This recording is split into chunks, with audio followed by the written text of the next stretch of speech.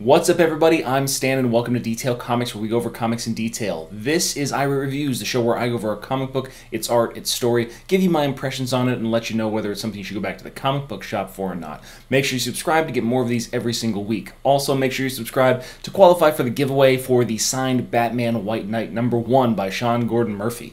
So, this is going to be about Batman the Drowned #1. So this is continuing the Dark Knights Metal storyline, and these are the one-shots that are really showing the Dark Knights with a K. So this is the army of Barbatos as it kind of thrusts its way into the DC universe, and this is really occurring actually just before DC's Dark Knights Metal #3. So all of these issues are going to be kind of compressed into that time slot between Dark Knights Metal #2 and Dark Knights Metal #3. But let's just jump right into the story. So the way that we open up is we actually get this kind of soliloquy, this story that's being told by this dark Batman about the loss that she has incurred over her lifetime inside her own universe. And it's better to, she's raging against this light because she's lived so long in darkness. So she finds her way to Amnesty Bay and ends up just causing a tidal wave to cascade over this landscape, and it draws the ire. It's really kind of this odd, but perspective on things. It's very cool in terms of his visuals.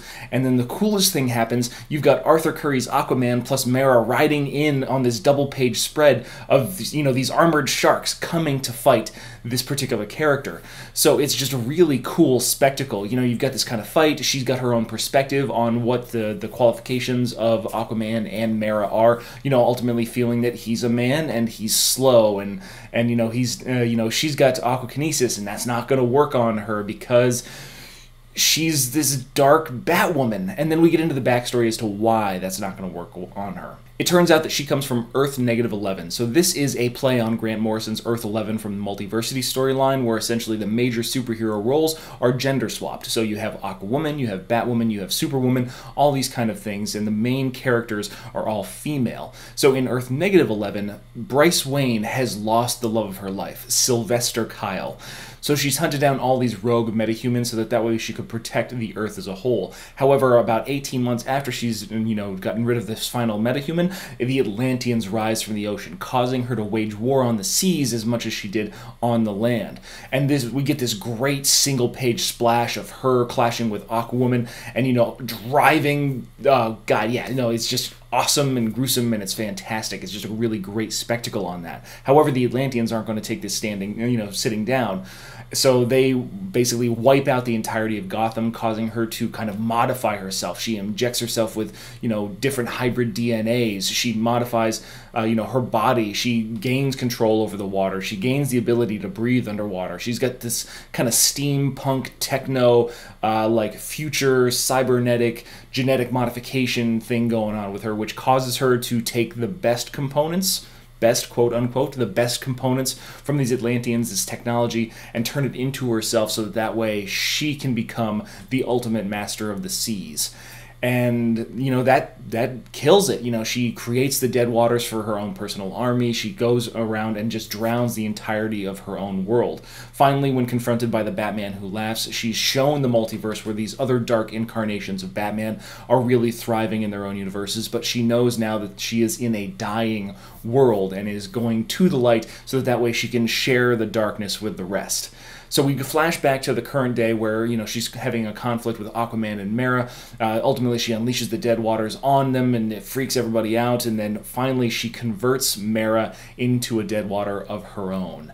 And as Aquaman's kind of whisked away by Dr. Fate, we get this situation where she is taking control of Amnesty Bay and is calling up her specific kind of bat signal to symbolize that this territory is no longer Aquaman's. It's hers, and she is going to proceed to drown the rest of the world. So when we're talking about the actual story for this book, I find it really interesting because we start off with a lot of, non-conflict based things. We have a lot of action in the background, and we have a lot of story being told over the top of that. So it's two different but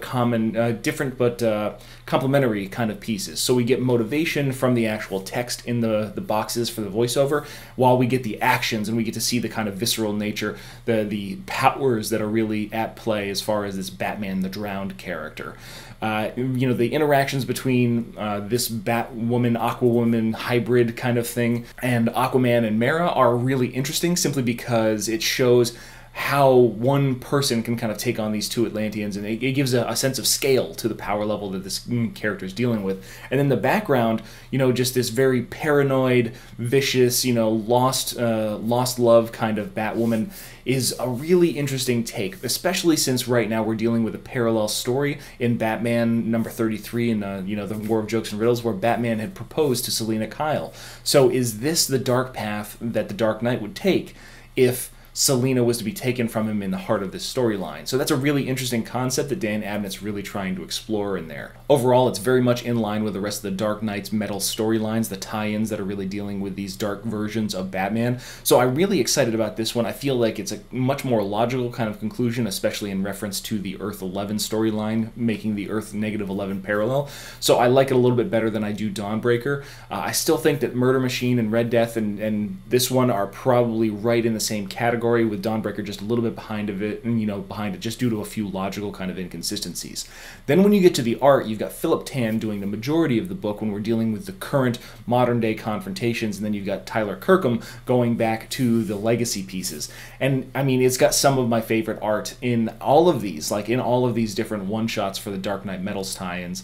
The two-page splash of Aquaman and Mara coming in on the Armored Sharks is just phenomenal. The renderings of Batman the Drowned and how she's using her powers is amazing. However, when, Batwoman, still in Batwoman form, just absolutely guts Aquawoman from Earth -11, that is just a super powerful page, and I was just like, oh, snap, that's just, it's just so cool. So as far as Batman the Drowned's concerned, I think that it stands out as far as story as well as art. I mean, it's not the pinnacle of comic books, but as far as just a one-shot tie-in, I think it's really well executed, so it's definitely something that I'd recommend, and it's really kind of a must-buy for people that want to continue with the Dark Knight's Metals storyline.